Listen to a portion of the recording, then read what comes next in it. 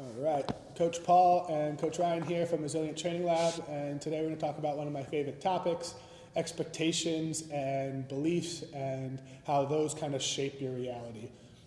So a lot of times when people come into the gym, or even beyond the gym, we just have this mindset around what we have to do and whether or not it's something that we want to be doing. And chances are, if it's going to make a difference in our life, it's going to be very difficult. It's not going to be easy. It's going to take a lot of discipline, and we're going to have to be very consistent with it over a long period of time. And that's not always going to be the easiest thing for us to do. And so if we approach these tasks with a mindset of, this is going to make a difference, this is important to me, and I'm going to be as consistent and diligent with it as I can, rather than, this sucks, I don't want to be doing it, this is hard, we're going to have a lot more positive outcomes if we can try and reshape the way that we view these difficult activities.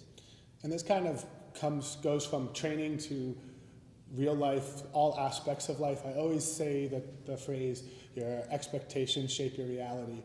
And when you are approaching a training program and you come in and you're like, I don't want to do this is going to suck, I don't know why I'm doing this program isn't what I want it to be, and you don't really believe in the process, then the chances are you're not going to make much progress. But when you come in and you are attacking the program and you really buy into it and you fall in love with the process, that progress just starts to come.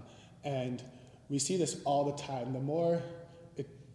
You can have the best program in the world, and if you don't buy into it, it's not going to work. And you can have the worst program in the world, and if you buy into it and execute, you're going to see tons of progress. And this bleeds into outside of life, outside of the gym, life outside of the gym. Yeah, and so just what I wanted to get into next is that if we can take a step back and really look at our mindset as we approach everything, we might be really, really good at not wanting to do our job, but executing and at a high level, getting whatever we need to do done, because at the end of the day, it's going to affect our ability to live our lifestyle. We have to pay our mortgages, our rents, buy food.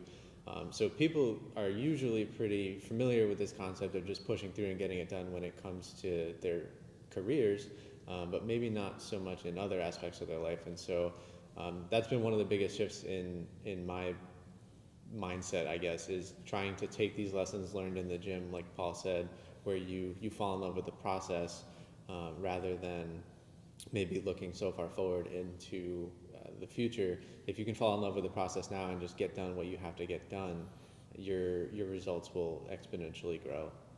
Yeah, the gym teaches us to do hard things. We do hard things in the gym every day, and it can start to help mold your mindset towards doing hard things when you have approached hard things in the gym every day and you're conquering them on a daily basis, and then you get out into life and you have a hard thing approach you.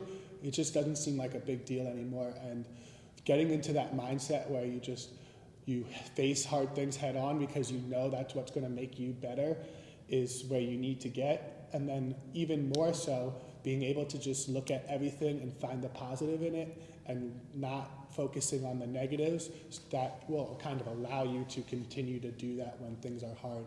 There's always positives, there's always learning opportunities in everything that happens to us, and that's especially apparent right now. There's a lot we can do to kind of focus on the positives of right now and kind of try and block out the many, many negatives going on. So, yeah, the name for what we're talking about is having an internal locus of control. So we influence our outcomes directly with the effort that we're putting in. And so Paul and I both feel very strongly that all of you guys are capable of so much when it comes to the gym and your lives, and that you guys are resilient and can handle all of these stressors that are facing you head on.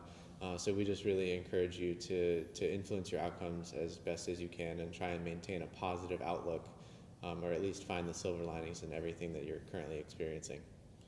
Yeah, there's always going to be events in your life that happen that you cannot control, but you can always control your reaction to those events and your emotions around those events.